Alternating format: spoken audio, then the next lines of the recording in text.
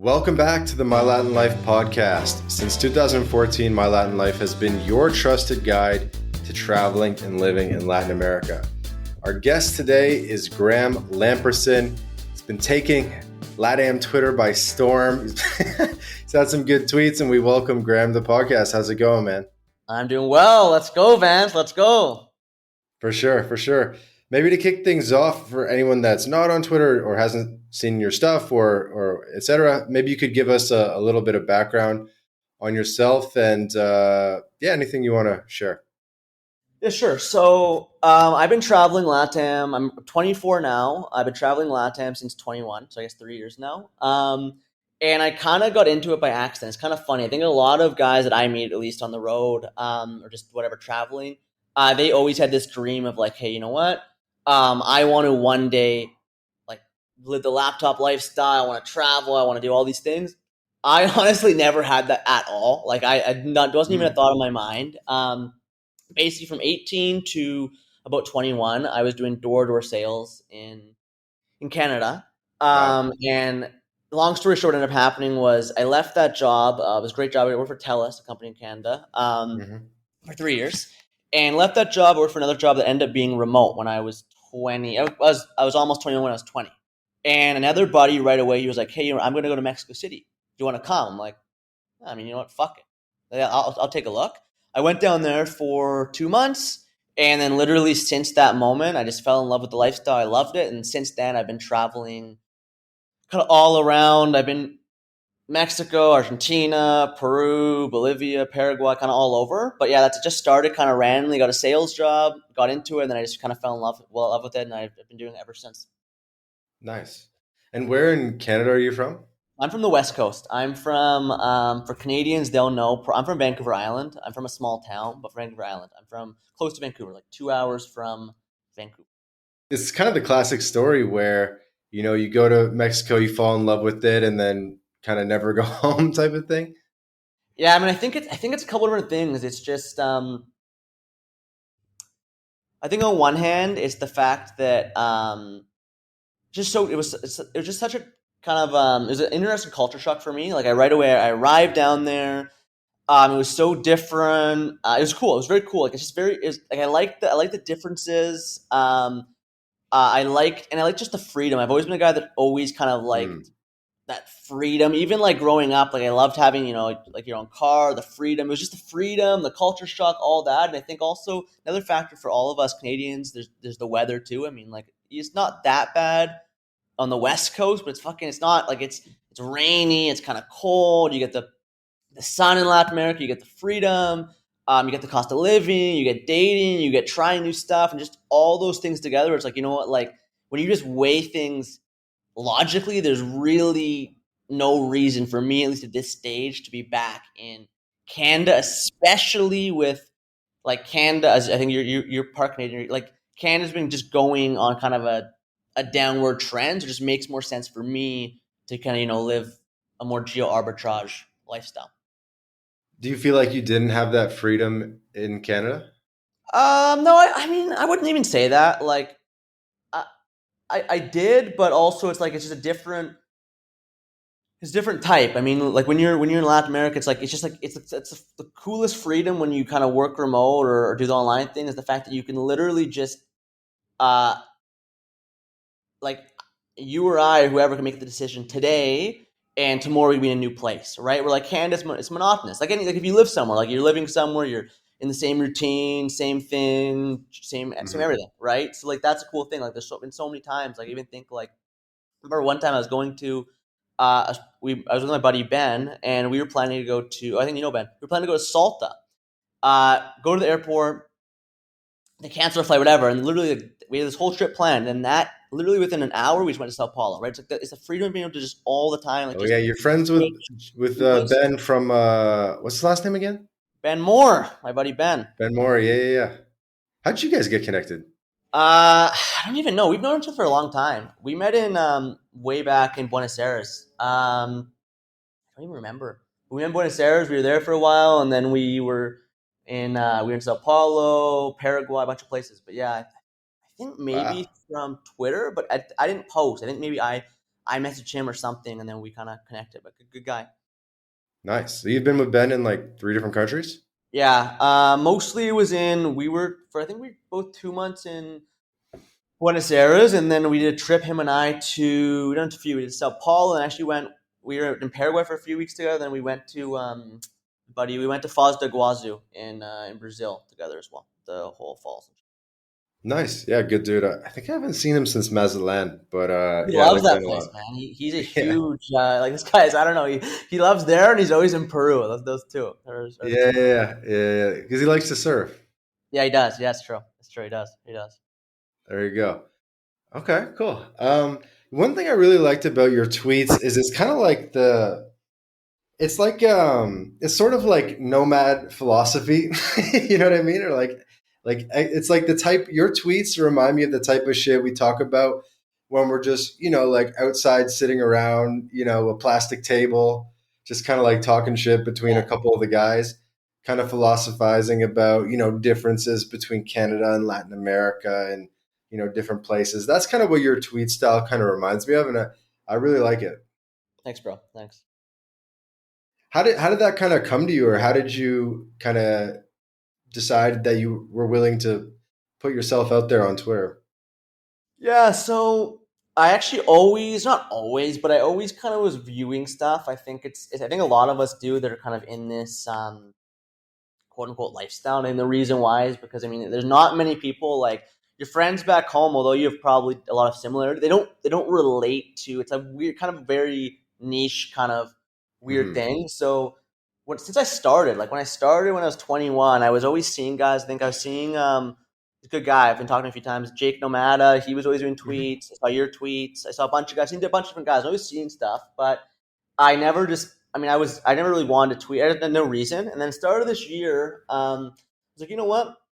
I think it'd be cool to start tweeting. Like, I think it'd be a good thing to start tweeting. What I might as well try it out. And then it was very. I was very fortunate where it grew very fast. Like I think literally within my first month, I think I had over 1,000 followers, and it was just I was very lucky. What happened was I don't know if you've seen. Do you know DJ and CPA? I don't know if you know who that account is. Yeah, yeah, I know the account. So him and I were, I don't know why it's like banned, but him and I were like we were buddies pre him tweeting, pre me tweeting. We just like somehow met. Anyways, so he was following me, and he has I don't know, a lot of followers. So what ended up happening was I just made a random shit post, tagged him in it when I was maybe had my account for like 4 days. He either commented something, that tweet ended up getting like 150 likes. I gained 100 followers, and it just very easily kind of grew. But as far as kind of what the reason is, I don't know, man. I just thought it'd be cool to kind of like make friends, connections. That's the main reason. It's also it's like something I really I'm passionate about. I'm really passionate about kind of like the geo arbitrage, Latin America, and it was kind of all of that side. Build a bit of personal brand, and then I was just fortunate where like I haven't been doing it that long, but because I got that initial momentum, it's just been relatively stable and fast growth for the small niche. Hmm. I'd love to dwell on this idea of like people from home can't really relate, Yeah, and maybe you could kind of expand on that a bit. sure. I think the thing is, it's just a very when you think the average person that is living in whatever country, it doesn't even matter what country, but you're living in, let's just say Canada because I'm Canadian. You're living in Canada, and you're just like the lifestyle is very different. I mean, it's just the same routine, the same thing, kind of repeating the same day in many senses over and over and over and over again. And there's nothing wrong with that. There's actually a lot of pros to that stability and all these things, but like it's a Hmm. very different life, and it's why a lot of us relate strongly to each other that do this life because like we're living such a different like we're one day in this country, then we're in that country, and we're exploring nature stuff. We're just it's just like it's just a very it's just hard to relate. Like if someone's living in whatever country and they're used to the same old monotonous routine, it's very hard for them to relate to someone that's living like a totally polar opposite life. I think like we can relate in certain things, but relating as far as like day to day, just a very different life that only people actually doing it I think can kind of relate to. Hmm. And maybe because we mentioned offline we forgot to tell the audience that you're in Bolivia right now.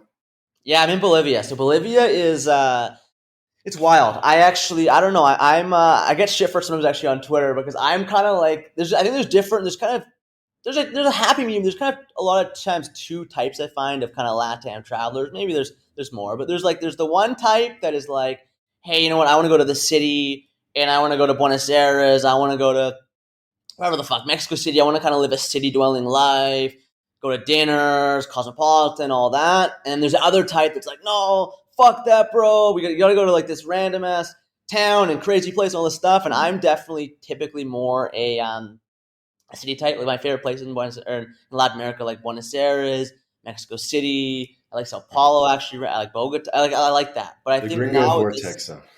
what's that?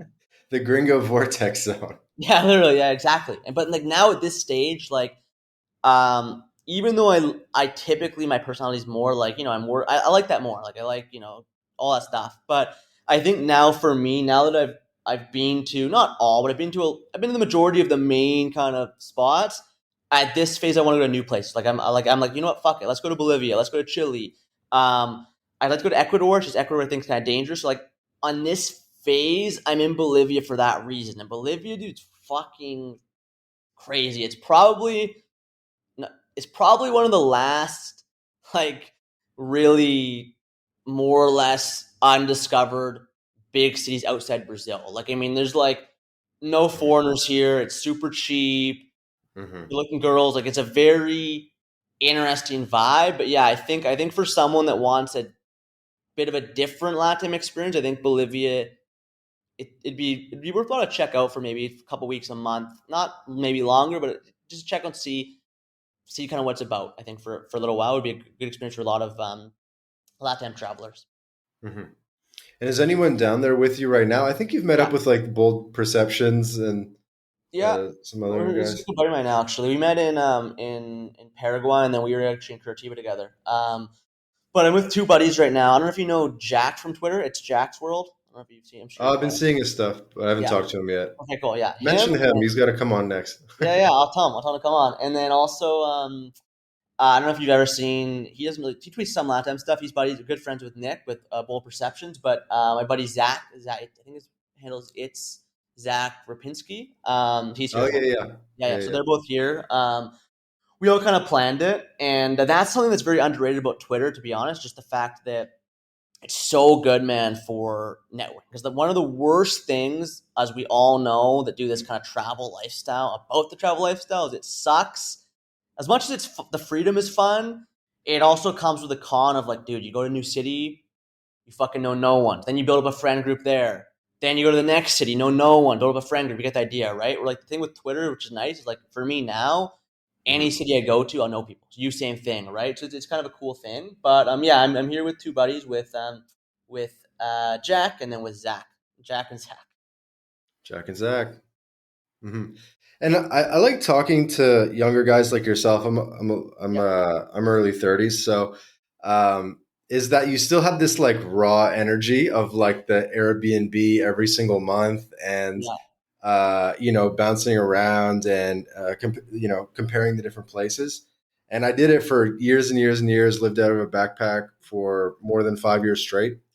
So I love that. And now I'm like a little bit more settled. You know what I mean? yeah, But uh, I love the raw energy and the insights that kind of come from that.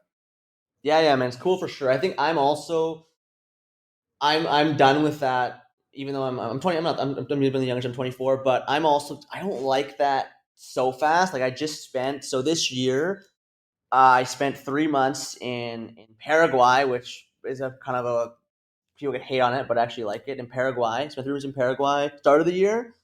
And then I did 1 month in Curitiba. I did 1 month in a beach town in Brazil, and then I think I'm gonna now do at least 2 or 3 months here. It's like it's fun to do the month thing, but like it's hard for work. And also I think even for someone like myself is to really I like at least 2 or 3 months just because I get to understand the place better. I think it's a really you get to understand more of the culture, the workings, what it's like. Where when you're just doing the month to month thing, I think you it's more of a surface level thing. Like when I was in Curitiba, I was there for maybe 5 weeks, 4 weeks, but like 2 of my 4 weekends, I was on a weekend trip. So you don't get to really understand that as much if you're there for longer. But yeah, man, I mean, Hmm. it's definitely fun to, just kind of like travel around with not much stuff and explore and all that. I agree.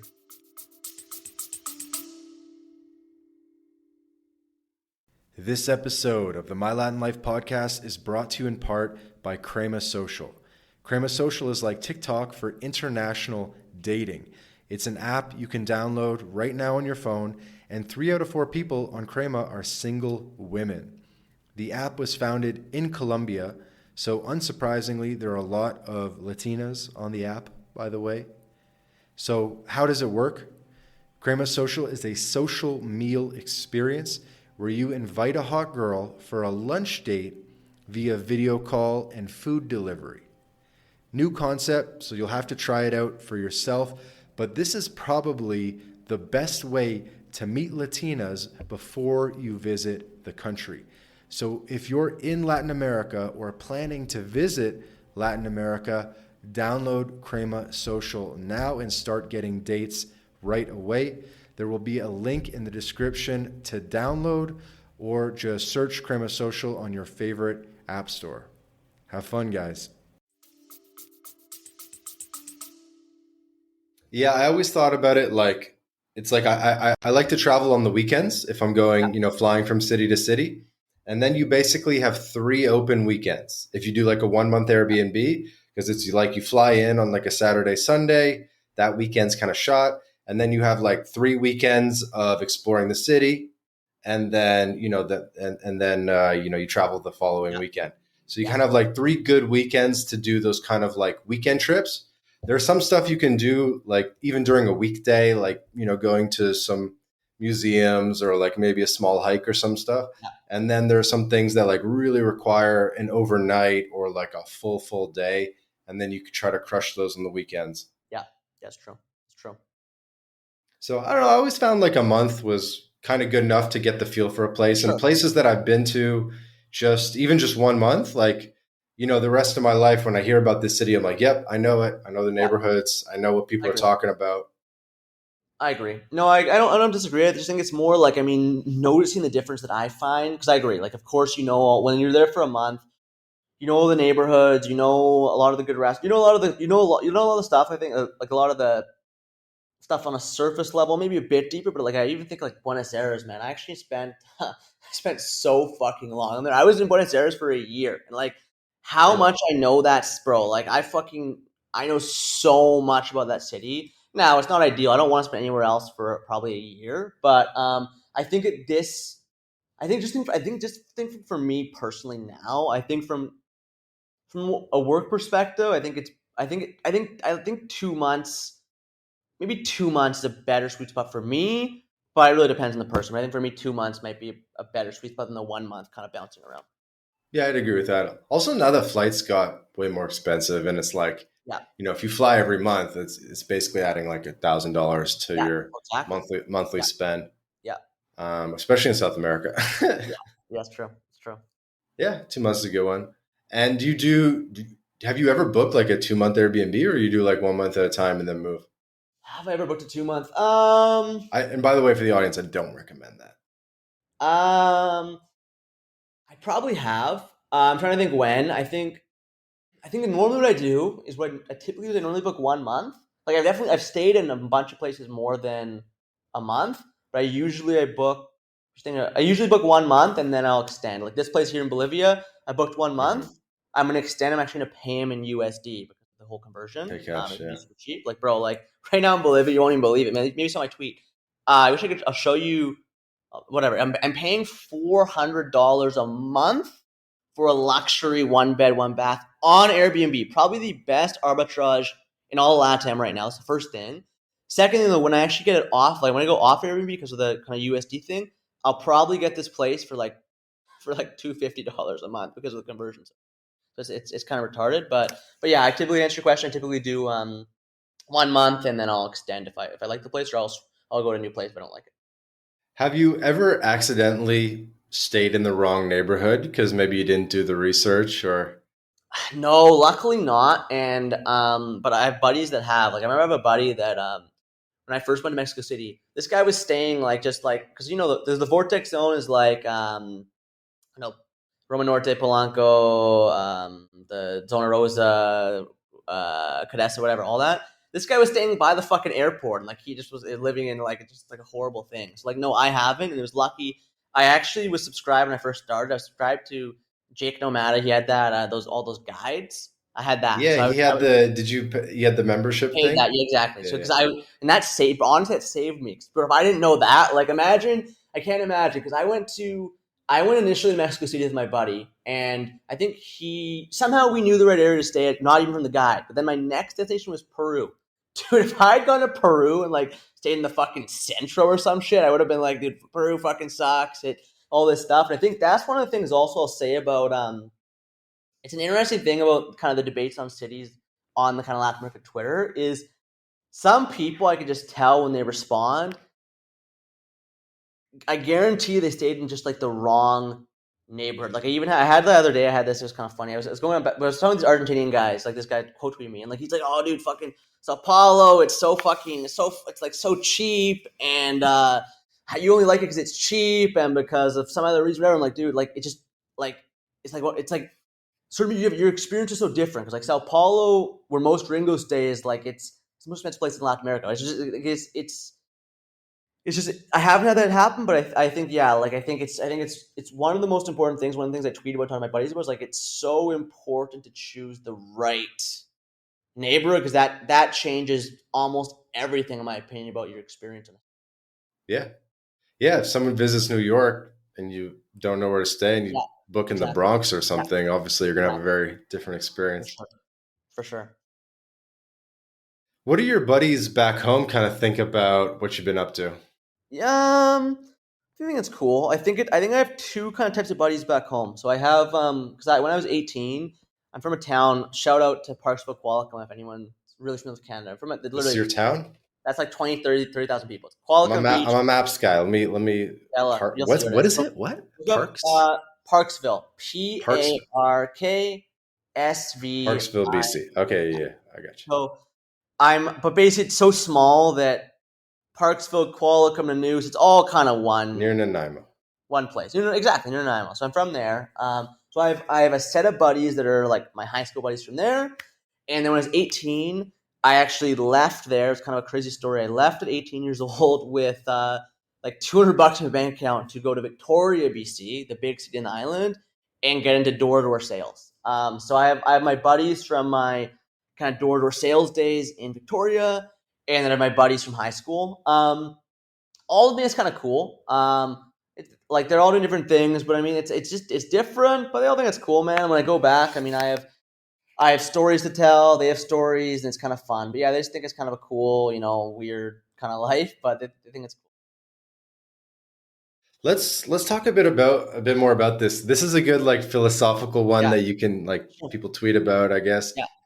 But like, have you ever gone home and had that kind of reverse culture shock? I'll tell you. So you know what I had is I couldn't believe this, and you'll understand this. Where you're from? Are you from Canada or no? Are you from? Yeah, I'm from Toronto. Oh yeah. So you'll understand. It's just as bad. It's just crazy. So not to get political, but but anyways, How do I know you're just to talk about mass migration or something? yeah. I arrived back. So this was not long ago because I went back for Christmas in 2024. I arrived at the airport. I literally told my dad this. I arrived at the airport in Vancouver. I'm literally sitting there and thinking, did I get the airport to India or China? I couldn't believe, like, genuinely, I'm not, this is not one of those, oh, I'm exaggerating. Genuinely, I was like a very, very, very, very visible minority. Like, not like, oh, you know what, it's 50-50. It's like, dude, like, I'm a white guy there from Canada, and maybe there's like two other white guys there. And then the rest are like from a totally different country. Like, it is insane. I get out, I finish up the airport, get my baggage. I'm telling you, like I was telling my dad this, every single staff there was not, maybe it was just the time of the day, but I arrived at night. There was not one even staff there that was like, that looked like me. It's fucking insane. So yeah, like that definitely, I definitely was a culture shock, but I will say not really on, Not really in Vancouver Island, just because I mean, like, yeah, is it different than obviously Latin America? Yes, but I mean, I'm so used to it. In Vancouver Island, I will say, at least where I'm from, it hasn't changed that much. It's basically the same. Like, there's not much immigration. Like, it's the same. But yeah, dude, Vancouver, it's like for a Mhm. guy born in Canada that just forgets about kind of what it's like. It's literally a different world than it's crazy. Yeah, that wasn't even the direction I wanted to take things. Oh I no. meant more just like, even still, I think about my high school buddies a Yeah. lot, Yeah. and it's like you try to set a good example, and Yeah. you think that location independence is important to them too, but Yeah. maybe it's not, and you try to maybe convince them, maybe try to help people get a remote job or this and that, but you kind of realize maybe it's not like a priority for them as much as for you, that kind of stuff. Oh, interesting. Yeah. No, for me, no. And the only reason why is like I have my high school buddies are like totally different. Like they're literally like one's like a photographer. Some of them work in the trades, just like different stuff. Mostly blue collar, to be honest. And then one's like a photographer. So like there's that's just not their world. My buddies from my door to sales days a little bit. But they're all doing their own thing, and I've never really tried to. I don't know. I think it's just I think it's a very I haven't had that because I think it's just a very certain type of person that wants the lifestyle or not. But no, I haven't really had that. But yeah, I have had culture shocks, but not that specifically. I wouldn't say. The blue collar thing is interesting because in Canada, it's basically like, you work in finance or you're blue collar, and there's Yeah, not too much in between. it's true. And blue collar pays very well in Canada. But obviously you're trading time for money, Yeah. and it's kind of a golden handcuff situation where it makes it hard to move into, like, say, entrepreneurship later or Yeah, something. it's true. Yeah, I agree. Yeah, you're trading time for money. You're trading your body. Like you're literally trading a lot of it. Like if you look at a lot of blue Yeah, collar guys that are 50, 60 years old, I mean, their bodies just depends what they're doing, but their body's destroyed, right? So you're trading everything yeah. for money. But yeah, I mean, I think on the other end of the side, with where AI is going, all this stuff. I mean, the blue collar, it's a good path. I mean, you have stability of all these things, but yeah, you're never gonna really get that freedom doing it. You'll make money, you'll do pretty well, even owning a business. You make a lot of money owning kind of a blue collar business, but it's one of those very hard businesses to even. You can make a lot of money. You can make millions of dollars having your own blue collar, but like it's one of those businesses where you need to be very, I think, in general, hands on. Like blue collar, like you gotta be hands on. So like it's hard to get that full escape velocity. But yeah, man, for sure in Canada, there's a lot of, especially Alberta, Saskatchewan, where I'm from. There's a lot of those, blue collar dudes. Less finance, even more blue collar. I think Toronto obviously is a finance capital, but yeah, a lot of blue collar.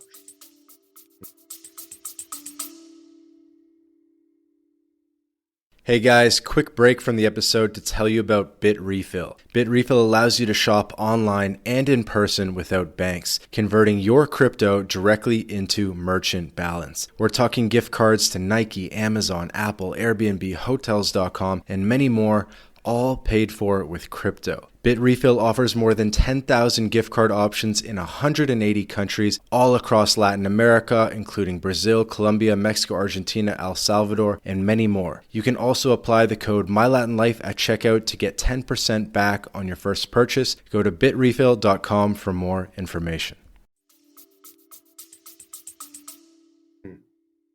And was that like an option for you, where you kind of felt like at some point a couple of years ago you were at like a fork in the road? No, dude, I've always like if you mean blue collar, no. I've always been like it's kind of funny. Even if you can probably tell first from like my brief tweets, like I am like the absolute fucking opposite of blue collar. Like I'm from a very kind of blue collar place, but like no, not really. Like um I was telling a buddy like because a buddy had a different. I have a buddy of mine that he had this experience in high school where he went to a very like wealthy school, and his family wasn't wealthy, and he had this experience where people would kind of give him shit because all your Mm. family, like not in a bad way, but like oh because your family's poor. I had the opposite thing. Like I'm from a very like my family's not rich, but like, I'm from a very like kind of blue collar ish place, and like my family's opposite. Like my dad's a judge in Canada. My family does pretty well. So like it's like always like I was just never kind of it wasn't what I was into. Like I like different stuff, but no, for me it was always going to be something more, like maybe I thought I was gonna be a lawyer, like a judge, like my dad, or Mhm. maybe go into business. But for me, not to be honest, not really. I never really like it wasn't really an interest for me, but it definitely is for a lot of people in where I'm from for sure. The majority, I would say. Mm. Yeah, for me, I was that other guy where I was like the poor kid at the rich In school. school, yeah, I'm sure it's an opposite thing because like it's funny. Like I was surprised because like well, not in a bad way, but like I always got shit growing up for like oh whatever because and it wasn't like literally the funny thing is it's also a small town thing, right? Where like my family, like if we were in Toronto, it's like dude, like I mean, there's real money there, but it's like a town thing. But yeah, I was surprised. My buddy, he had the opposite experience. He was telling me like he get given shit for like your scenario, and I get given shit for the opposite. Just it's always if you're like the odd man out, you always kind of get given shit for being the odd man Well, no, that's good on you for still having drive and wanting to, do something creative and not be a bum. Because there's a lot of rich kids, the kids out. that grew up rich and sort of spoiled or sheltered, and they're just bums. And maybe, Yeah. who knows? Maybe you felt that way, and that's why maybe you had the self awareness to be like, I am a bit sheltered. Let's go to fucking Bolivia. And I don't know what was your Yeah, I kind of think thought no, I think it process. does. I think it's definitely motivated, and I think I mean there's always things like I think everyone in life has certain different things that motivate them, and that is something that actually funny enough you can take in different ways. Like I mean, there's a lot of stories that people are like um there's the story you always hear, which is like the stereotypical person that they're a success now, and they were like whatever they're much lower class, and they had the chip on their shoulder, and they wanted to prove and all these things, and they wanted to kind of like come up. And I think for me it was funny, but it was kind of the opposite, where like I always had this thing where like, and it wasn't a totally it was more just joking back and forth, but it was like a kind of a thing where it's like oh like silver spoon whatever, and like I had this thing where like I really wanted to because my dad like he's not like so rich, but like for our town. So I wanted to kind of like like okay, like kind of do it myself. So that was a motivator for me why I actually left when I was 18. I left to do door to door sales, like 200 bucks, and within my first 6 months, I was number one salesman in Canada for TELUS. I did very well. Like I made a lot of money and did well. And I think there's an opposite motivator for me. I was like I wanted to kind of like prove to myself even that like Mm. like prove to myself that like like prove to myself basically it was like that's not true a little bit. And then that after I did that, I mean that kind of that's not something I think about now, but definitely was a weird thing when I was younger, like I was 18, 19. Like I had that opposite chip on my shoulder to kind of show that I could do it, and it wasn't related to my family or any of that stuff. Makes sense. So why didn't you go to university? I just was never interested, bro. Like I was the kid in school that totally opposite my family. But when I was in school, bro, like I remember grade as early as probably like grade 9, grade 10. Like we'd be doing math, and I just be thinking like, what the fuck is the point of it? What is like, what is genuinely like? I have one goal, and I want to make money, and I want to have freedom. All these things. Like, what is the fucking point of social studies and math? I just always had that thing, and it definitely it's yeah. I don't know. It was this thing where I'm like, fuck this. And I remember when I was 18. I was like, okay, I can either choose to. I got into UVic and Victoria and a few other schools. I'm like, I could either choose to do business there and do 4 years there. I'm like, I could do that, or like, bro, if I spend 4 years just like in the trenches, learning how to sell, start my own business, like I just knew I'm like, bro, there's no way that I can't make way more money and become a way better business person going kind of like going a different path. And that was the reason why I decided to do that. But yeah, definitely it wasn't a thing my family liked because my sister's the opposite. My sister like she was this kid who was like getting fucking like 95% everything, right? So like yeah, for me I just it wasn't something I was interested in. Also just something I just felt like for what I want to do, I don't want to be a doctor. I didn't want to be a lawyer. I didn't want to be an engineer. So I'm like, why the fuck would I do that when I have another option in front of me? It's kind of my And didn't your dad tell you, hey, if you don't go to university, you can't become a lawyer and maybe follow Yeah, the but no, dream? I used to. So I used to want to be a lawyer or judge when I was younger. Just for honestly, for no reason. Literally because I'm like, oh, my dad does it, it's pretty cool, whatever. But no, by the time I was about in grade 10, I got really obsessed with like kind of all the business stuff. Like I was like watching all the stuff on, YouTube. At the time, it was like the big guys were like Grant Cardone, Patrick Bet-David, and maybe Ty Lopez even. Like I was watching all this stuff, like damn, that's what I want to do. So, but he basically was this. He said, you know what? Fuck it. What do you like? Go for a year, and if you figure it out, go to Victoria for a year. If you figure it out, you figure it out. Make it happen. And if not, then whatever. Then if you can't do it and you make it happen in a year, then go to university. Then you have to go to university. Like fuck it. So I went, and Like a gap year. luckily I figured it out. Gap year became 3 years. What's that? Yeah, 1 year became forever. Exactly. Yeah. That has been 6 years. But yeah. So that was kind of how it went. And yeah, I don't know. I mean, I think there's pros and cons. I'm not even a big anti-university guy. I just think that a lot of people, the biggest issue is people go to university and they don't have a path. They're not like, I'm going to be an engineer. They're not like, I'm going to be a doctor. They're not like, I'm going to be a lawyer. They go there and they fucking go just to go. And they fucking are like, oh fuck, I'm now in debt and now I have nothing going for me. But yeah, that was kind of why I didn't go. Was just for those kind of. Yeah, fair enough. Fast forwarding a bit, so you mentioned you got a remote job in sales. Yeah. And I guess, and then at some point, it looks like you've maybe taken a turn towards entrepreneurship, or is the bizcompanion.ca thing, is that like a side hustle and you're still doing a remote sales job, or are you full time now? Yeah, sure. So I did order sales for about 2.5, not quite 3 years, almost 3 years, maybe 2.5, almost 3 years. Did that for that period of time. And then there was this guy that was a manager at one of the biggest offices, super sharp guy. And he recruited me. He's like, hey, you know what, bro? I'm starting this business. Why don't you come? And he's like, he pitched me on it. It's like, hey, it's a residual business. We were placing basically virtual assistants. He's like, it's residual, all these things. I'm like, oh, cool. I didn't care about remote, but it was also remote. So I got this job, and I was basically managing a sales team. I was selling. I was managing clients, doing all these things. It happened to be remote. I did that for about a year and a half, maybe, and then unfortunately we had a bit of a falling out. And then I ended up starting my own business, maybe about a year, maybe a year and a half ago now. I've been doing my own. And what's the business? Basically, we do social media management for realtors, in mostly in Canada, but in the US too. So we do all their not like Facebook ads, we do their organic. So we do kind of like a little bit like my Twitter, but different platforms. We do all their TikTok, Instagram, Facebook, all their content on a monthly. Was it hard getting the first clients?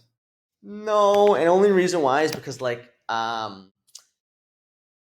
it would have been hard and it would have been scary, but one of the biggest blessings for me was the fact that I did that door-to-door sales for so long that like I just literally just picked up the phone, dialed numbers, cold called, booked meetings, closed deals, got clients. But no, it wasn't that hard just because I'd done it for, I did it for so long in my life, every day, like fucking dude, for literally 18, 21 or almost 21, 6 days a fucking week, I would drive to a random neighborhood, $0 in my pocket, or like no, I had no money for that day, knock on doors, sell shit, repeat.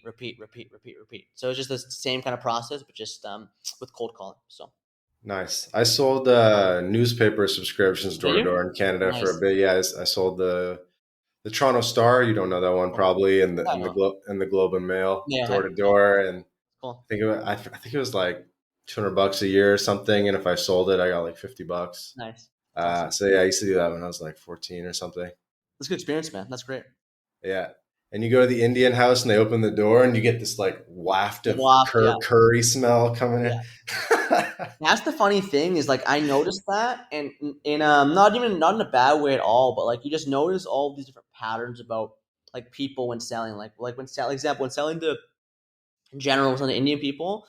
The biggest thing is I noticed they always want a deal. So like what we would do is like what I would do is I would, because I got very good at it, I would like I knew they want a deal, so you like start at a higher price and then go to the normal price, right? Or you learn you sell to like just everyone. Like there's sort of people focused on like status. It's like it's a very interesting thing. But yeah, man, that's a good experience doing the door to door. That's cool in Toronto. So you mentioned in a tweet that you've knocked on over 50,000 doors, and I imagine that's become sort of a lifelong skill where you no longer have that approach anxiety or talking to strangers anxiety. Yeah, it's a pretty. I honestly think it's one of the better skills that you could develop. And you're right. Like I think it's been a very good hack for me. It's just like not having that thing that I used to have and that most of us have, which is like, like even I remember even when I was younger, like when I even just like fucking, because we're especially because I'm Gen Z, like a lot of us a lot of people are retarded socially or Gen Z. Like even like you go to the grocery store and you're like, oh, like that weird little bit of anxiety, even like talk to a random stranger and all that weird stuff. So it's a good thing where like you know, doing that and getting really good at it, where like it helps with everything from, like just on the road, like it's very easy for me to make friends right away. Girls very easy because you're used to it, like all these things. But yeah, it's a very good skill for business, for women, for networking, even for like honestly in a weird way, even for like something like tweeting or marketing, like all the exact same things I know from sales I use when I'm tweeting. Like I know, okay, right away, like door to sales, like I got to get attention. You got to capture attention right away. You got to make sure someone reads the tweet. Like all these things you kind of learn from doing sales, doing that much. But yeah, it's definitely a good skill, and it definitely helps for like not having that anxiety about talking to strangers or approaching girls or all those things. Mm. And we don't talk about dating much on the podcast, but I am curious to kind of get your perspective. You do talk about it a little bit semi-openly on Twitter Yeah. and stuff. What's it like coming from a small town in Canada and then being put into, like a mega city in Latin America? It's a very different dating market. Pretty crazy, to be honest. I don't talk as much anymore, just because like the biggest reason why is not even that I don't want to. It's just that I don't like the people that when you talk about dating, people that tracks are like just not. It's not like a great audience. But yeah, as far as the differences, way different, bro. I mean, especially because I'm from a smaller place that you mentioned. I mean, like where I'm from, basically everyone you would be dating is just people you know from like high school you just know already. In Victoria, where I moved to, it's a bit different. I mean, you meet people at nightlife. A bit on the apps, but like yeah, when you go from a place of like even Victoria of 300,000 people, and then you get plopped down in Mexico City, it's retarded. So yeah, as far as dating, like it's crazy, man. I think that's one thing that every single person experiences that lived in Canada or US or Europe before. You experienced that kind of another culture shock in dating, where it's like just like unlimited options, all these things. I think the biggest thing for me when I was single, I have a girlfriend now. When I was single, is just like making sure I'm being disciplined, because I've seen so many guys that get fucking totally lost in the sauce. For me, like when I was single, I would do my work during the week and I'd only go on dates on the weekend. But yeah, as far as like the differences, yeah, it's definitely it's not even comparable when you take the volume of people compared to where I was from, and yeah, it's pretty crazy. Volume's one thing, but also maybe like how you behave on the date. Yeah. Like I realize like humor is very different in Latin America. Lots of things. What have kind of been your observations? What's different? I think a couple things are different, which I actually like. Number one, in general, I find the girls in Latin America are a lot more feminine, like meaning like they like the idea more of the guy leading. Now in Canada, it depends on the girl. I mean, I think all girls do like that, but there's a little bit more of like like a little bit more of like kind of 50-50 and all this stuff. Where I think definitely it's obvious that in most Latin America the girls are a lot more like a lot more like feminine, a lot more maybe old fashioned. That's one kind of big difference. Another what are the other? I'm trying to think what's the difference. I mean, the language is an obvious one. It's, especially when I first I've ripped many, and when I didn't used to speak Spanish, I ripped many Google Translate dates. That's definitely a very very big difference. But yeah, as far as like actual beyond that, like culture, I think it's that where they tend to be a bit more on average feminine. And humor, I didn't find a huge difference in like humor personally, but I'm sure that's true. I don't know. I think it's just maybe a little more feminine. And then obviously the whole language thing. When you don't speak languages. Hmm. And so how has your experience in Latin America changed now that you've got a bit better in Spanish? Um, just a lot better, man. As far as how it's changed, it's just changed in the sense that there's more people that I can interact with, which I like. But for me, like I still mostly spend my time with other foreigners, and then people speaking English that they're from here. But it's changed in the sense it's like it's just so much easier, bro. Like you go somewhere, you can fully read the menu, you can fully talk to the waitress. You need to like it's changed in a positive way, for sure. Because especially I noticed when I was in Brazil, I speak fucking zero, like literally Portuguese could be Chinese. Like I speak fucking zero Portuguese. So I noticed like my experience in Brazil where I just was versus here, it is so much better here just because everything's so much easier and when you speak the language. I would say it's improved, but I also have an unpopular opinion. Like I think a lot of people really stress needing to speak Spanish. I think you can have a pretty great time not speaking, to be honest. I'd love to hear all the unpopular opinions. What are some other unpopular opinions or contrarian opinions you have, even compared to, say, other digital nomads? Um, Probably quite a few. Let me think. Let me give me 5 seconds. Let me think. What's unpopular? Um, If they come to mind as we go, you can interject because I love that type of stuff.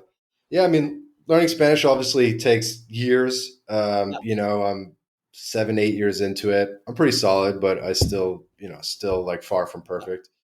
But it's like a whole different experience. I think it allows you to get out of the mega cities and out of the gringo vortex zones and get into like the more tier B cities and stuff like that more as well.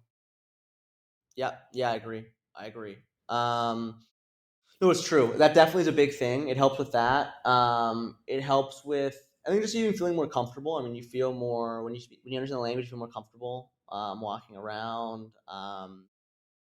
Yeah, it's true, and I think that's a good thing now. We're now know the language more. It's good now where I'm doing more of that exploring in more like smaller places. But yeah, I would agree with you. It definitely helps with just familiarity and all that. My Spanish also isn't like, I'm sure yours is better. Mine is like, it's a bit, maybe it's a level above conversational. Like I can fully talk with everyone, but my accent's pretty strong. My grammar's not the best, but like it's just like it's good enough where like I can talk to anyone. Sh- Audience, what do you think? Should we make them sweat? There's no audience, but how about we? Graham, ¿qué comiste esta mañana? Yo no come. It's my, you see my grammar's bad. Yo no come, pero probablemente en un rato yo por comer un poco de huevos y es es demasiado barato en Bolivia. Probablemente como, si después de este podcast yo ir a comer desayuno o almuerzo, será como $2, posible $3 por un muy grande desayuno. So you can see my Spanish is like it's conversational, but it's not so good. Like they can understand me, but my accent is fucking Yeah. horrible, and I've never studied the grammar. Right? So like that would be a big thing. Just studying the grammar alone would be a big, I think, unlock to do that. Mm-hmm. I recommend people don't overly study grammar in the beginning and then just kind of fill in the pieces later. I think that's what, when you learn a language in school, like how we learned French growing up, it was so grammar focused. Um, and it was kind of the wrong approach, in my opinion. I think it's better to focus on sort of vocabulary and like sentence formation and listening skills. And then the grammar, a lot of it like solves itself. And then you can always like go back and tighten it up. I agree. I've learned, even I think now, like I mean, I've just by speaking, I've learned a lot. But yeah, and also it's much. I think now if I will do it because I know more now. But yeah, I will study and it'll be so much easier now. But I agree with you. Like a lot of people focus on those small details and they don't know the words and all these other things. But I agree. Your Spanish is actually better than I was expecting. So that's good. I'm impressed. Better than you're Um, expecting. Oh no, yeah, I'm a little impressed. jab. No, no, no. Well, you haven't been doing this that long, so It's true. It's no, true. that's good. I You're mean, you're maybe pretty fluent. when I was at the 2 year Yeah. point, I was probably like around you or worse. Yeah. It takes time. True. And hey, by the way, for the audience, we actually, I don't know if you know this, you don't know this, but we actually launched a Learn Spanish book. It's on Amazon. It's a bestseller. It came out like a month ago. It's called Learn Spanish for Adult Beginners Workbook. There's going to be a link in the description of this podcast. Go pick up the book, support the podcast, paperback, Audible, all that stuff.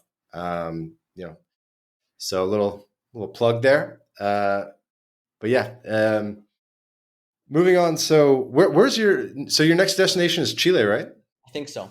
I'm undecided. So I have a couple paths I'm either going to go. I'm either going to finish up here and I'm going to take a flight from here to Santiago, Chile, check that out. Or there's a chance I do that later. I basically have two paths. I either have from here, Santiago, Chile, do that for probably 2-3 months, then go Chile to Montevideo in Mm. Uruguay. That would be one option. My other option might be do that after, and that would be basically I go from here. I go to Arequipe because my buddy Jack, who's here, he loves Arequipe. Never been, so go to Arequipe, and then I go explore Colombia more, and then do Central America. Those are my kind of two options right now of what I'm going to do. I don't know, but I think probably I'm leaning towards going to. Cool. Pure Latin. Oh, I wanted to ask about cigars. When did cigars kind of enter the picture? Yeah, so it's a big thing for me now. It's kind of funny. It entered the picture in Latin America. My buddy and I, we first started doing that, smoking cigars in Mexico City. Actually, my buddy David. That was the first time. And then actually, I think you know that my buddy David. I think somehow, because I remember, I think you know Bow Tie Passport, right? You know the Yeah, Mexican. yeah, I yeah, know yeah. him.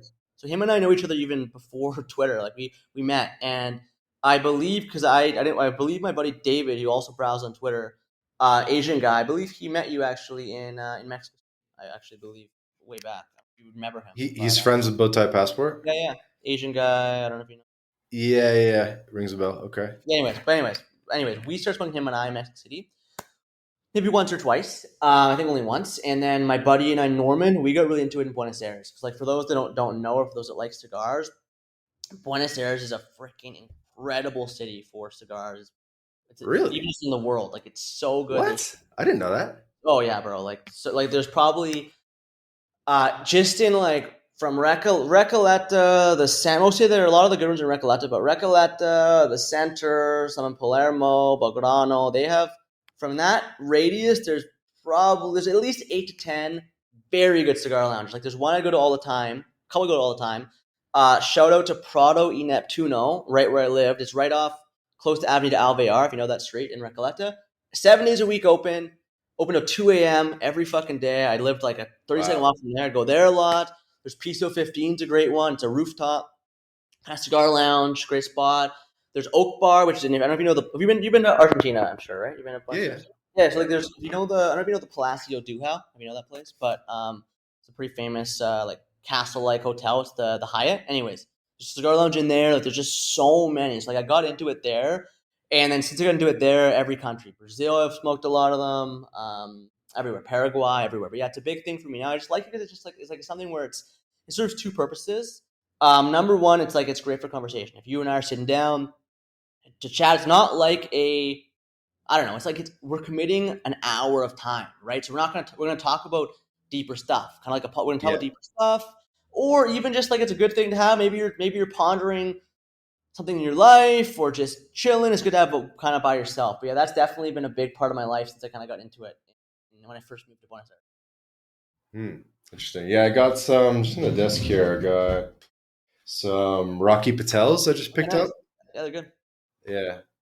I actually just made a YouTube video about the story of Rocky Patel. It's kind of interesting. He was like Indian American. He was born in India, Indian American lawyer in Hollywood, Yeah. and he sold his law practice and became a cigar maker, Oh, basically. I know. Cool. Yeah, so it's kind of Cool. an interesting story. But yeah, I've been getting more and more into it as Yeah. well. Yeah. Is it popular in where you are right now? Is it popular? Yeah, there's definitely some lounges. I mean, Europe, like London is Super one popular. I of heard the it's one of the best in the world, maybe the best in the yeah, world. London's one of the best in the world for cigars. Switzerland as well is where Davidoff Yeah. cigars are from. Yeah. So those are probably the two biggest spots in Europe. Very cool. Obviously, it's like a Latin America thing, which I like to highlight on Twitter. How Latin Americas are like literally cigars are literally only from Latin Yeah. America, No, right? no, yeah, it's true. Um, so it's kind of cool. I kind of want to start a cigar brand at some point. What I want to do is I want to make I want to highlight Mexican cigars Okay. because they're not even like you go to most cigar shops or you go to the Yeah. cigar lounges, they won't even have a Mexican cigar Yeah. as an option. They only have Nicaragua and Dominican and Yeah. so forth. They don't Yeah. even host them. I'm not sure if you've been in Mexico City. There's the Yeah, lounge. that's only Mexican cigars. That one in It's Polanco. called Casa 1910. Oh no, I've Um, been to the one. I've been to two in Mexico City. My two Cigar Point. It's called Cigar Roma Norte, and there's then the there's one on the one roof. Is that that's the one? yeah, Yeah. exactly, yeah, that one. And then the other one that's really great. Maybe I almost wonder if they changed the name to something else now. But it's they only sell Mexican cigars. It's an amazing place. What's the name of it? Mexico City. Um, it's called. I don't know if you've been there. It's called. It's called all their. It's really good. It's very good for networking too. Is it Casa like Turrent. Casa Turrent yeah, Casa Torrent. in So Polanco. It's really good.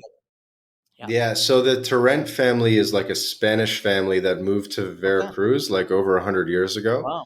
and they were kind of like the first big cigar brand from Mexico to get recognition. And they have one or two stores in Mexico City. There's one in like Polanco. I Yeah. remember I walked in there and like the cheapest cigar was like $40 or something. I was like, you gotta be kidding me. If I was in Veracruz, Yeah. this would be like $3. $3. Yeah. Yeah. Um, but yeah, then there's this other one called Casa 1910 Okay. in Okay. Mexico City. So Wow. it's actually a cigar brand, and then they sort of like opened a space that's like attached to like a Yeah. it's like attached to like a bar in like a colonial building, and it's a brand of Veracruz cigars, and it's supposed to be it's like a new brand that just came out like 3 4 years ago, and they're trying to like bring back Mexican cigars, Hmm. and they're Very trying to cool. start selling into the U.S. and Europe and stuff, so people can go check that Very cool. spot out. They have a good lounge. That's cool. I'll check it out too. I just looked it up. Looks like a good spot, and I think it's in Roma Norte. Yeah, is that what it says? Roma Yeah, Norte? yeah, somewhere in there. I'm not a big. That's an unpopular opinion. I'll give you one. I just thought off the cuff. He said, I am not a big like.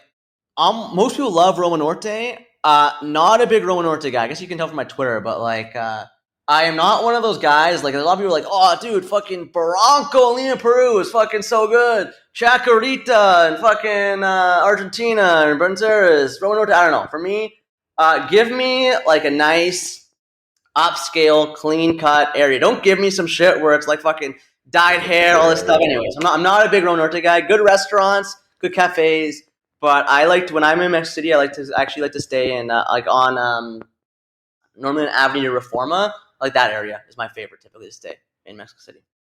Yeah, like in the business district. Exactly, yeah, exactly. Like where there's Mhm. WeWork and good gyms and all that.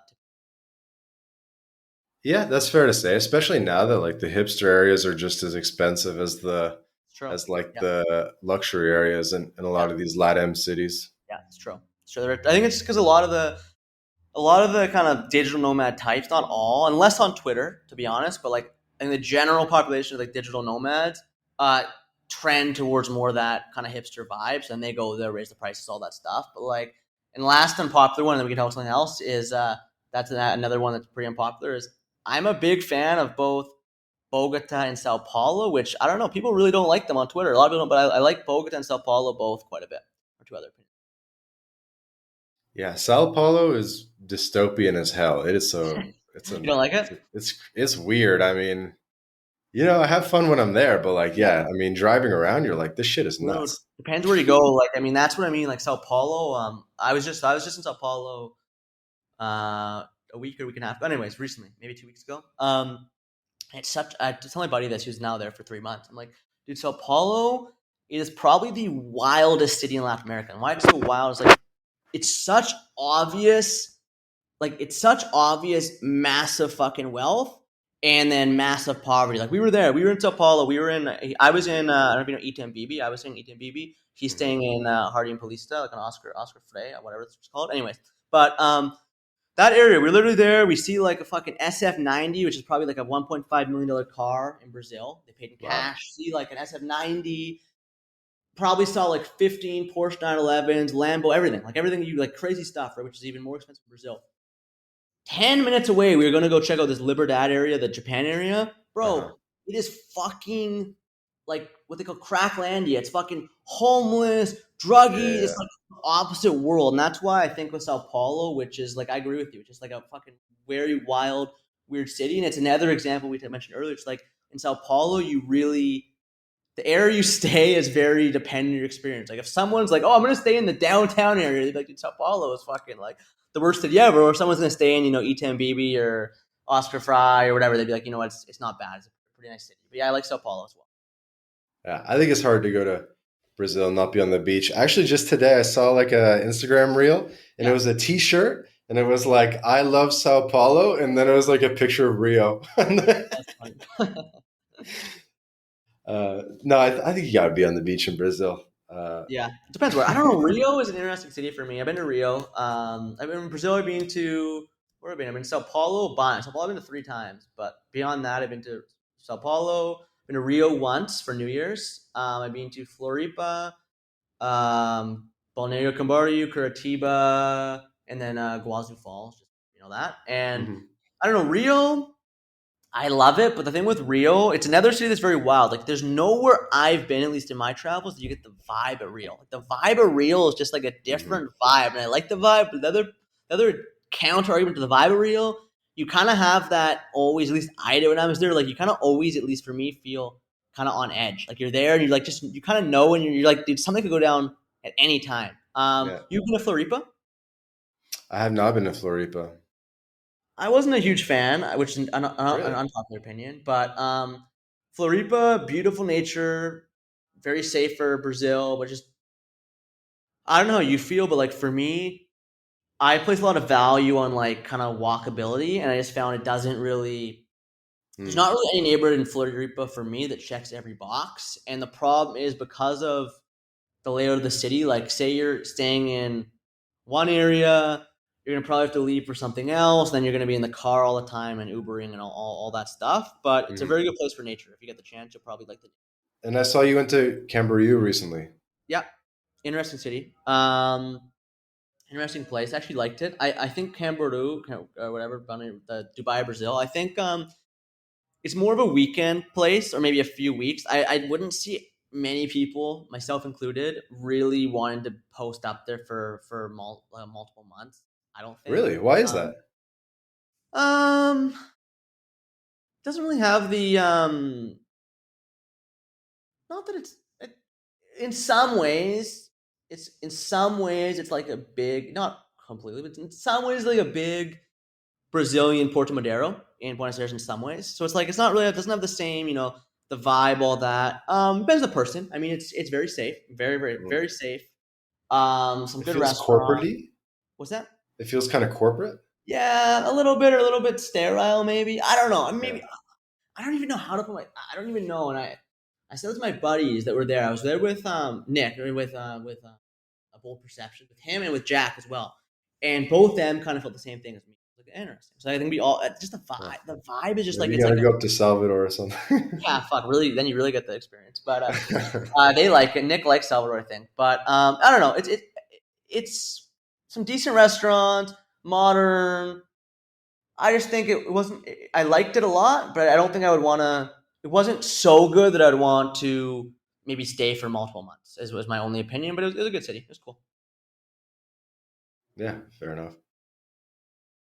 How do you think about like what keeps you going? Are you looking for a place to settle down, or are you trying to just keep it like pedal to the metal for the next couple of years till you hit your late 20s? Or how do you kind of think about the way you're approaching this now that you've kind of figured out? Sounds like you've at least figured out the money side of things, at least enough to survive in Latin America. Yeah, for sure. Yeah, for me, my main thing right now, I haven't thought about stopping or slowing down. Not even really on my mind, to be honest. My main thing right now is I'm on a mission in the next maybe year and 2 years. Because I'm gonna go a little slower. Maybe we'll. I don't know. But I'm on a mission right now in the next maybe 2 years max, to go to every single country basically in Latin America. That's what I want to do right now. So Mm. I have the ones I haven't been is I have not been to. I mentioned I haven't been to Chile. I haven't been to Venezuela. I haven't been to Ecuador. I might even risk and go to Venezuela. I don't know. I'm a little. We'll see. But I want to go to. I want to go to at least Ecuador, and I want to go to Chile. And then I want to do. I want to go to Honduras. I want to go to Nicaragua. I want to go to El Salvador. I want to go to all those because I've only in Central America. I've been to Cuba and I've been to Costa Rica and I've been to Panama, but that's it. And honestly, of all those three, I don't even count them really, because Cuba, Costa Rica was when I wasn't nomading. I was like way younger, and then Panama was like literally for a day. I had a little connection flight. So I want to explore the rest of Yeah. Latin America. When I finish up there, I want to probably start doing Europe and doing Asia as well. That's kind of my plan. And then once I've done more of that, maybe when I'm late 20s or 30, 31, 32, then I'll probably choose kind of a base or a few bases set up.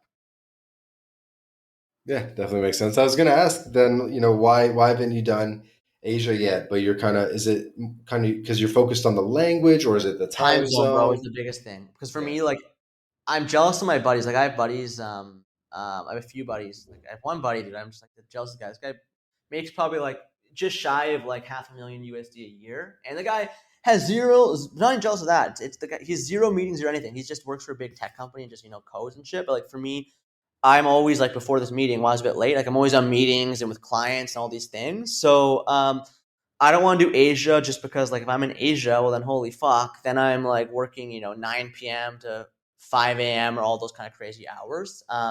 That's kind of the main reason. But yeah, once I'm a little bit less involved and have more leverage in my business, then I'll do Europe and then I'll probably do Asia. And then actually I'd be interested in doing Africa, to be honest as well. I was never interested, but my buddy Nick, he Bold Perceptions, he told me a lot of good things about Africa. So I think I'll check out Africa maybe a little bit and do that. And then eventually, settle down from there. Do you feel like you're on the younger end of digital nomads? Mm, not anymore. Well, kind of, but like when I initially, yeah, when I was 21 for sure, bro. Like I think I almost met no one my age. I think now, dude, like 24, to be honest. I'm probably on the younger end, but not so much. Like I'm more within the normal range, but Mhm. younger end of normal. But yeah, when I was 21, bro, like definitely was on the younger edge of no, just fucking out there, fucking yeah, definitely. Bro, you gotta start working out a little bit. You think your chirp? I get that chirp. I don't care, bro. I think a lot of people say that on the Twitter. I don't know, bro. I think for me,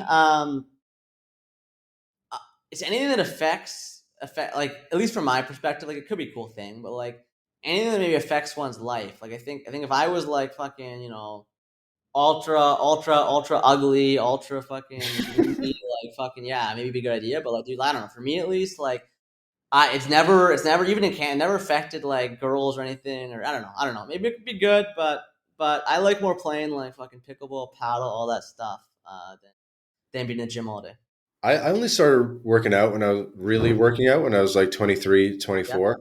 Um, yeah, definitely a good idea. you think? Yeah, man.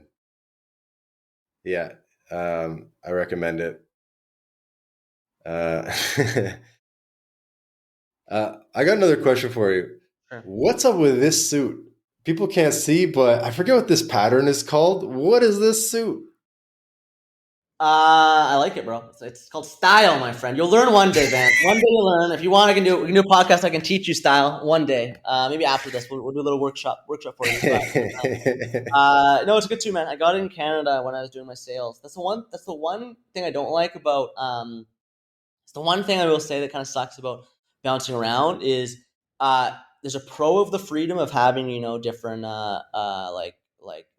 it's easy, but like it kind of sucks from a close perspective, like because you just can't like I have so many even suits.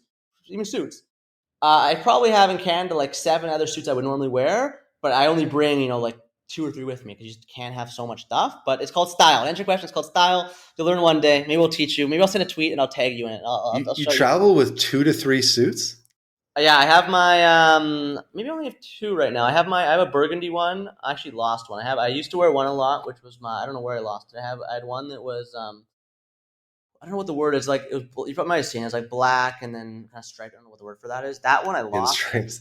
I lost somewhere in Colombia. I don't know where the fuck I lost that. And then I have my burgundy one, and then I have my you saw there, and then I have like a bunch of other ones. How have you adjusted your travel, like your luggage setup over time? Because you've done, I think I read like 40 plus Airbnbs. You've had to move around a lot. You've taken a lot of flights. Have you adjusted your setup over the years and kind of found an ideal one that works for you? Um, yeah, I mean, it's honestly not that, like, it's a bit of an annoyance, but it's not that big of a deal for me, to be honest. Like, for me, it's just like, I have my stuff. I have enough stuff, but I haven't adjusted anything. Like, I just when I first left from Canada, I brought a like a checked bag, and I brought a another kind of carry on. And then obviously when I've gone back to Canada the couple, 2, 3 times, I've kind of subbed out new clothes and stuff and bought new stuff, but I'm still ripping the same kind of check bag and the same carry on. So you check a bag? Yeah, yeah, yeah. So you So have what? You don't have like a carry-on size one. You have like the bigger one I both. I both. So I have a big checked, like with me. I have a checked bag, and then I also have a carry on. and a backpack. No backpack. I just it's like I have a duffel bag. So basically, I have a duffel bag and then a pretty big checked bag. Okay, Yeah, duffel, carry-on, and then big check bag. yeah. No, no. Sorry, the duffel is the carry on though. Yeah, The yeah, duffel, like it's a duffel is the carry on. So I have a duffel bag and then I have a big checked bag. That's what I roll with. yeah. Interesting. And Yeah. you find that works for you? Like you don't mind paying for the check bag and stuff? No, And no, it's not. Oh, it was $50 or whatever it is. No, it's fine. I like.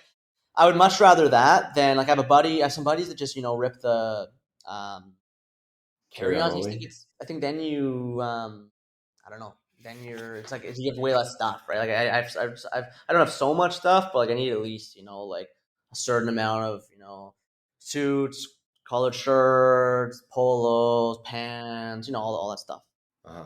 Some of those big, like the big suitcases, they don't even fit in the back. A lot of these LATAM taxis, like Yeah, these but like 1980s it's taxis. a crazy hassle because also so it wasn't even so bad, but now the thing is, now because I travel with my girl, imagine this, like it's just a fucking nightmare every single time we take an Uber or whatever in a new place. It's like it sucks. Like I got my suitcase, her suitcase, all this shit, and the Uber's just like, holy fuck, why did I accept this fucking trip? Like on this fucking a guy's making fucking $3 to do a ultra hassle trip. But yeah, Yeah, you got to get the XL, I yeah, guess, when the you're. problem is a lot of them don't have it. I know, except for in Sao Paulo they do, but at least in a lot of Brazil, I noticed they didn't have the XL or Paraguay. I don't think either.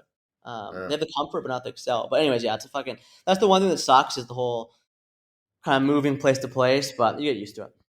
hmm. So your girlfriend right now, is this the girl I saw in the YouTube thumbnails? Yeah, yeah, yeah, same one. I think we've been dating now for Over a year? a year and a half. We met in Buenos Aires actually at Dandy. Hmm.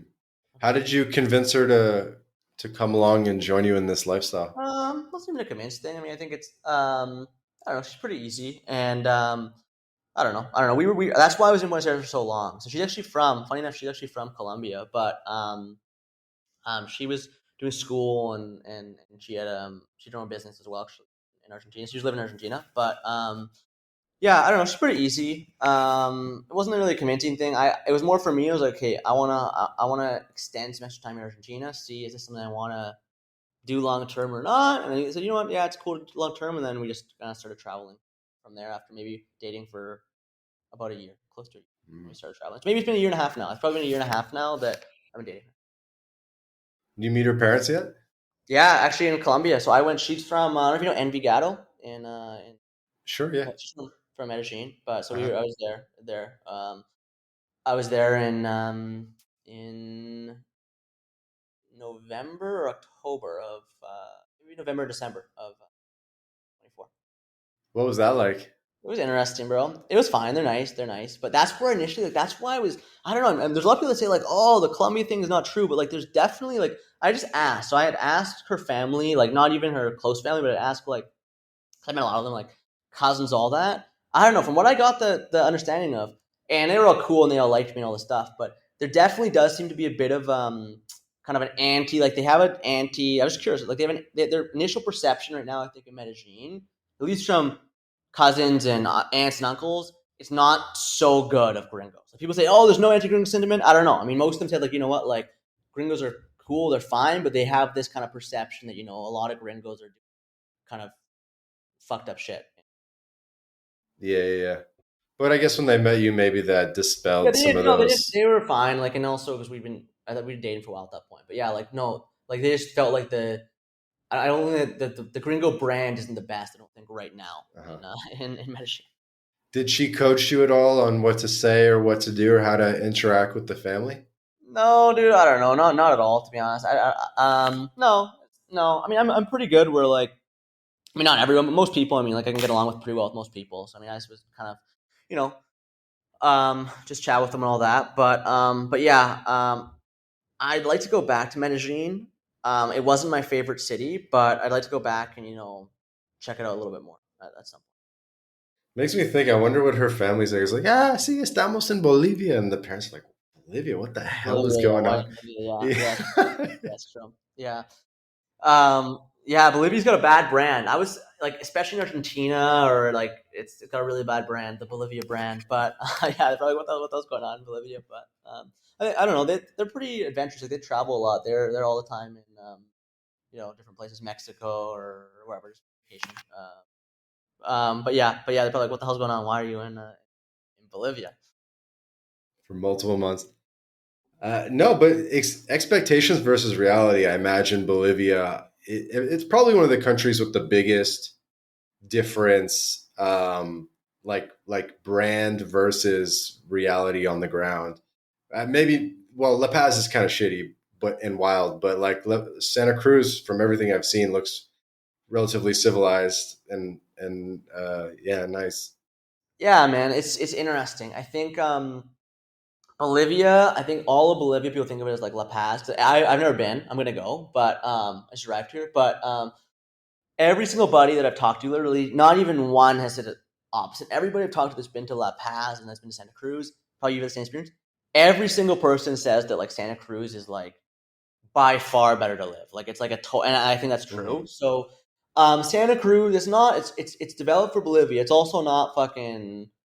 It's not Santa Fe in Mexico City, right? Like it's not, but it's good. Like I mean, it's there's a lot of modern stuff. There's good cafes, good restaurants.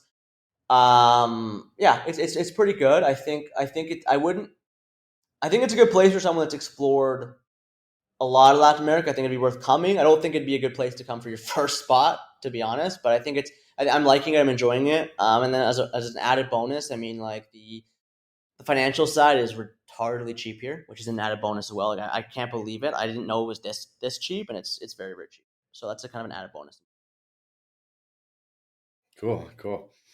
Have you noticed even just coming leaving Canada all the Canadian isms, or you have sort of a different like you actually learn a lot about Canada when you leave Canada. Yeah, I think a little bit like people like you mean like what people's perception of what Canada's like A or little bit of everything, or the things. I just was scrolling through your tweets a bit. You put like the word chirp in entre comillas, and it's because like Americans they don't use that word chirp. Chirp means like what's the word yeah, even? like bird or whatever maybe I don't know. What do you mean? Like you mean Like like they don't shit use talk the word? sort of, Yeah, or yeah, just like you learn a lot of things, or how we say progress and not progress, and like you kind of like you learn more about who you are and also about where you're from. yeah. Have I? Yeah. To be honest, I wish I could say yeah. For maybe I'm just not like thinking on that way, but no, I wouldn't say that much. I haven't really like. I mean, definitely there's differences you notice, but like, um, I haven't really. It's not something that's really been on my mind. Like, it hasn't. It hasn't really like beyond like certain words. It hasn't really something I've noticed in my travels too. True. I mean, I think I definitely. Well, what have you learned about yourself? If not Canada, what have you learned about yourself over these last couple of years traveling as a digital nomad? Um, I'll tell you one big thing. I think there's one big thing. Other things that I'm not, but one big thing I've noticed is when I was in Canada, especially when I was younger then. So I left Canada when I was 21, I guess 21. So like at that point, especially for 21, like I'd made a lot of money. Like I was driving like a new Mercedes. I made like hundreds of thousands of dollars just in sales. So like at that point, like a lot of my status was tied to my financial kind of was what I had, like what I had going for me, all these things, and it's just tough, right? Like, so like what I learned is, and it was a really cool thing to learn is I learned that my confidence is not tied at all to anything financial. So I think there's always that thing where wherever you are in the world, where when you have certain titles or money or status, you kind of in the back of your mind like, hey, you know what, like who am I if no one knows me, if I don't have this, all these things.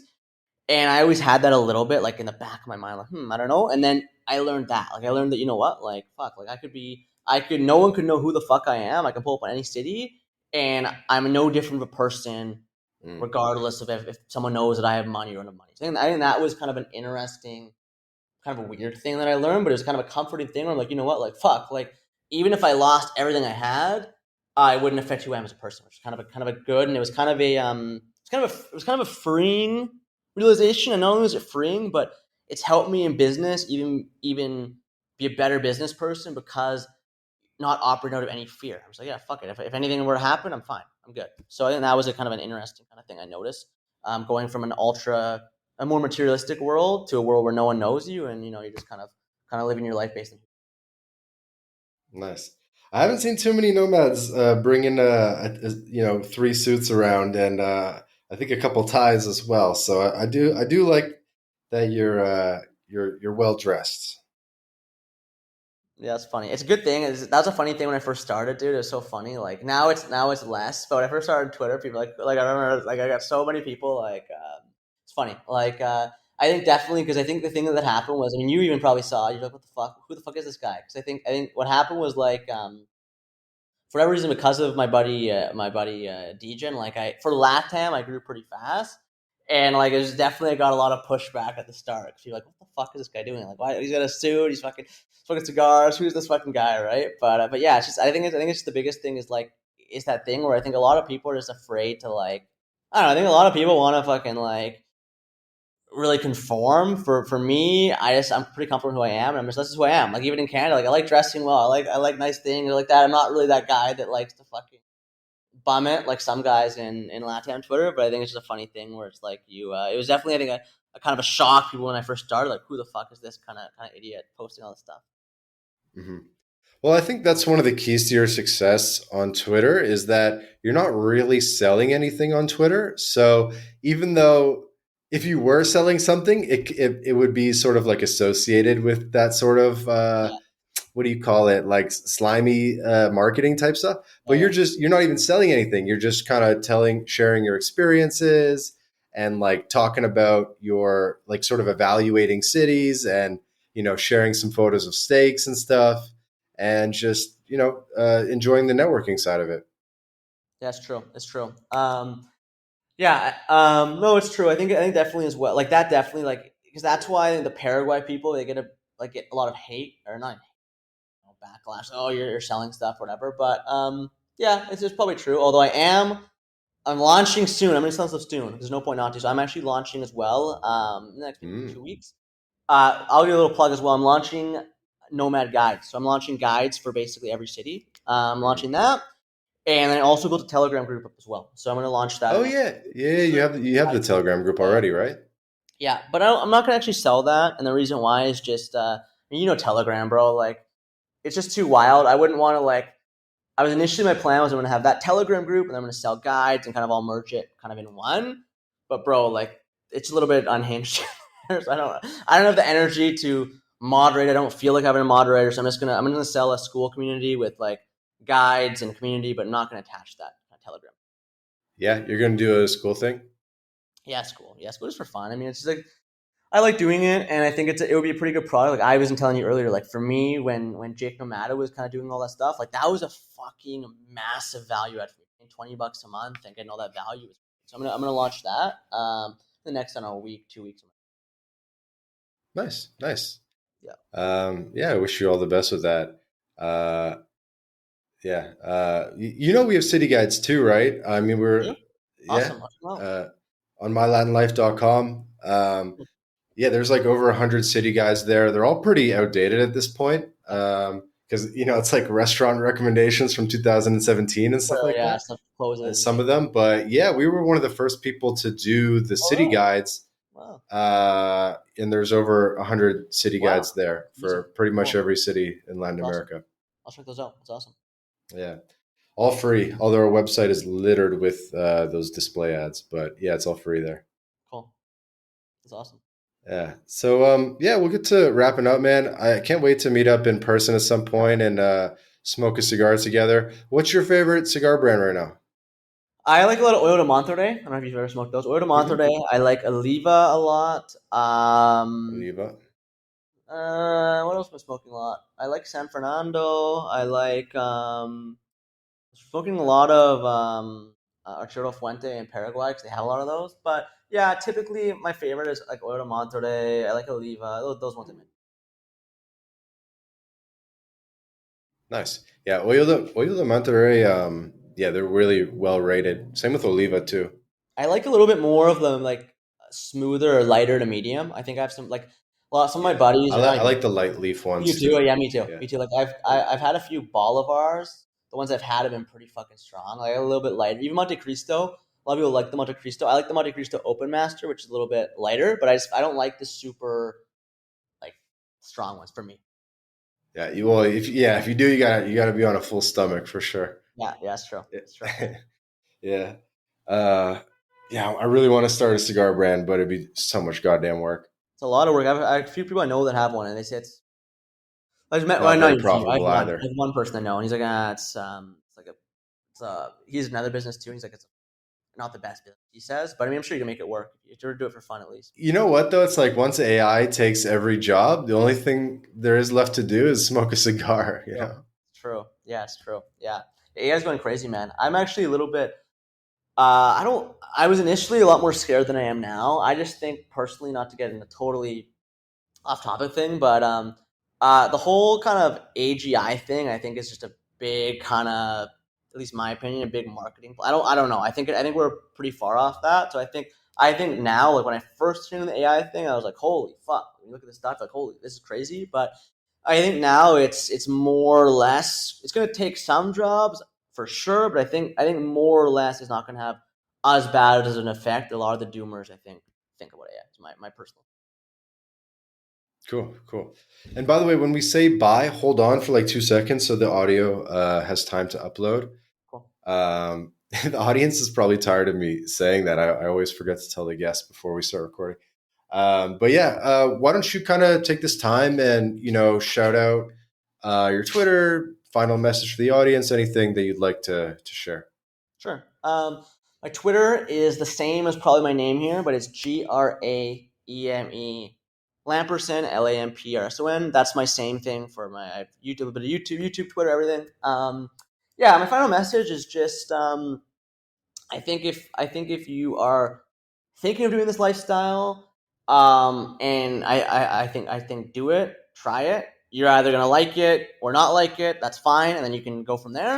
And if you're in this lifestyle, I think something to kind of remember for a lot of us is be grateful. And the reason I say be grateful is because here's the simple fact of the matter. There's never been a time in history that this has been possible. It used to be possible that someone could go and, backpack around, save money and backpack. There used to be a time that it'd be possible you could go and teach English, but there's never been a time in the history of humanity where you can earn in USD, you can make a fuck ton of money, and while doing that, live the trying to travel lifestyle. I think be grateful, and if you're thinking of doing it, do it. And if you like it, like it. If you don't like it, you don't like it. That's my kind of 2 cents for the audience.